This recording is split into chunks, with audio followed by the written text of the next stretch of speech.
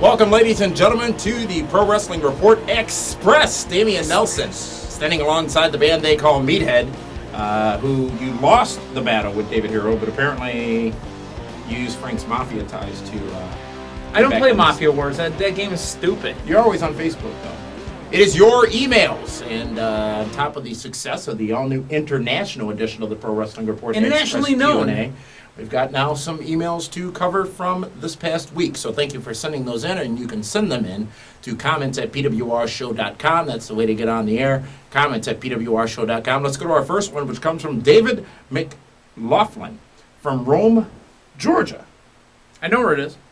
In your opinion, why have Teddy Hart and or Jack Evans not been signed by either TNA or WWE? Can I be clearly honest? Can you let me finish?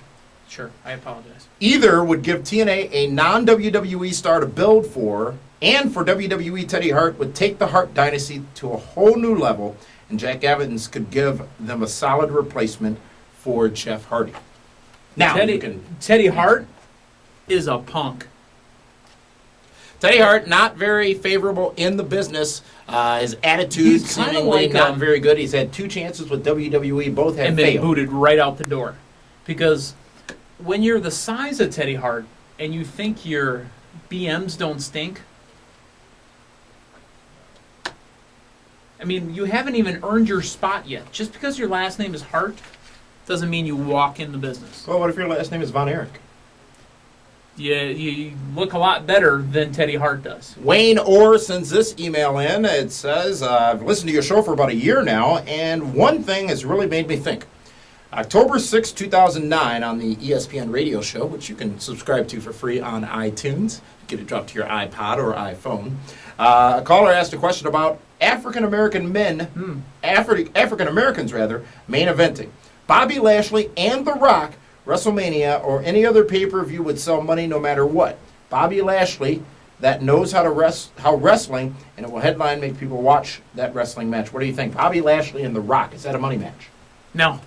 Rock is money, because Rock is... Well, Rock against anybody. Rock is Rock. I mean, that's why he's money. But Bobby Lashley, I don't know how many people are paying. Granted, Bobby Lashley is an amazing Well, they paid at amateur, WrestleMania 23. Is an amazing amateur wrestler.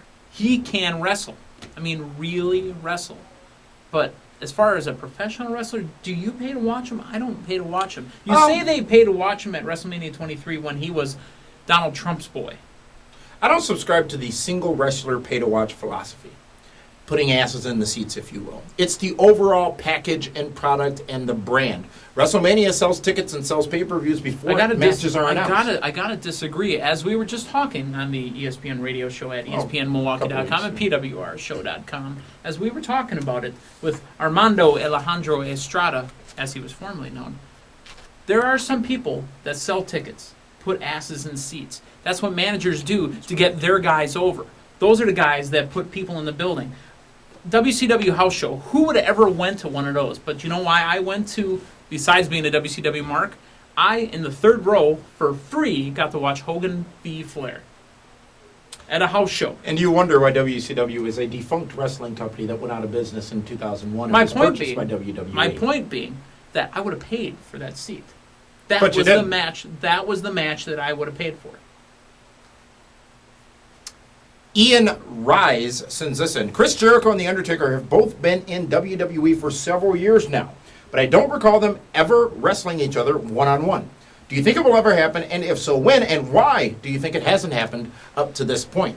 Ian, we have talked about this extensively on the Pro Wrestling Report, and specifically about who could be that next opponent for The Undertaker at WrestleMania. Will he go 18-0 or will he be 17-1? I think Chris Jericho is a man who could actually cause that question to be asked, much like Shawn Michaels was this past year at WrestleMania. Much like Randy Orton was the person that the question was asked about, Legend Killer versus the Legend Streak. Chris Jericho obviously will lose to The Undertaker. He'll cause the question to be asked. Jericho, maybe, is he the guy? No. Because, again, we've speculated over and over, and we've given our opinions on this. The person that may beat The Undertaker, and we're not saying that someone will, but may beat The Undertaker, has to have a reason, has to be a young guy to use that to catapult him to stardom. I feel like Wolf Blitzer today. It's like we're in our own little situation room. Do we have our own little theme music too for any kind of Well, words? Dave that come Hero up? got hot about it and suggested we stand. Well, Dave Hero, I'm surprised. And Frank wasn't here to quote him. Well, Frank's in charge around here. And Dave Hero, apparently there's beef between us, because Dave Just Hero. because you keep saying it. No, Christopher Ely sends this in. Do you guys know what's going on with Kofi Kingston?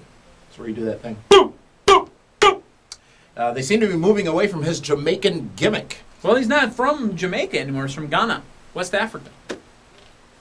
Damian Nelson. He didn't come out in his jumpsuit recently. I'm Plus, trying. they're billing him from his actual birthplace of Ghana, West Africa, instead of Jamaica. Do you think they will turn him heel, or are they going to try to make him a serious competitor, or both? The Kofi Kingston discussion, aside from what David Hero would say, because he's not a fan of Kofi Kingston. Or coffee. I think it gives Kofi more marketability, meaning the Jamaican thing is a little stupid. And I think with him not having to do that accent and be that character, he's much more marketable and can go a lot further. How is he marketable from Ghana, West Africa? I don't know. How does what I'm that saying is the become gimmick was a marketable? little short-focused. You could only be a Jamaican dude Now he's only for so long. a Ghana dude. Well, but that's not... Ghana Ganja. When he was That's billed all as I being think from of. Jamaica and always happy and always smiling, I think that limited his character. I think the character can expand now without those limitations. Final email of today. Tyler Kellogg sends this in. He says, "Hey guys, love the show. We do too. I was watching the WWE History of the Intercontinental Championship DVD, and most of the matches had the King commentating. Then I was watching Raw recently, and I noticed a large flaw when I was hearing the King talk. Back in his old commentating days, he used to be a heel announcer with a face announcer. In other words, the King was rooting or backing up the bad guy. Now, however, he roots for all the good guys and agrees with Cole on everything. I think they should change this back to the way the King used to be because it made the product more interesting." What's the flaw? In Tyler's opinion, Well, that's not Lawler's not as huge. good as he was. That's not a huge flaw. That's WWE's approach to it. They don't have heel commentator anymore. The closest that they have is Matt Stryker. But that's only because Matt Stryker is being the pompous, educated type, color commentator. Again, listen to Jim Ross. I believe it was in the Toronto Sun. Stone Cold! Stone Cold! Stone Was Cold! it in the Toronto Sun? That In the article? UK Sun? UK Sun. Across the pond. They talked about what a heel color commentator should do. Not only can he give you his opinion, because he's been there, be it as a manager, be it as a wrestler, be it as a any sort of person that's been in the referee, been in the business, but they can also give logic and reasoning to why the heel is doing what they're doing. Even though they're doing heel-ish things, they're doing it from a perspective that makes sense to them. You look at some of the great commentary teams of the past. Jesse Ventura, Vince McMahon, heel face. Jim Ross, Jerry Lawler, for the most part, heel face. For a good part of it. Bobby Heenan, Gorilla Monsoon, heel face. Fantastic. You don't have those classic commentary moments anymore, and a lot of people wonder, and a lot of people say that the commentator shouldn't have such a prominent role on the program, but these are the people you're spending 2 hours, 3 hours with each week. They've got to be as integral to the program as the performing talent inside the ring, in my opinion. I'm about to do it. Stone Cold! Stone Cold! Nope. Stone Cold! For the first 6 months, maybe 8 months of his commentating days, after he retired as a wrestler and became the commentating god, when he was the heel commentator, playing off of Michael Cole, Because he's great. he entertained a little Because bit. he's great. He was a reason to watch SmackDown, was JBL. But when he started telling us about how the lights were on bright, kind of like here in Nome, Alaska, and just kept going along with Michael Cole and just picking on one individual or two individuals, when he kept picking on The Miz, calling him Red Rooster 2005. Well, he was.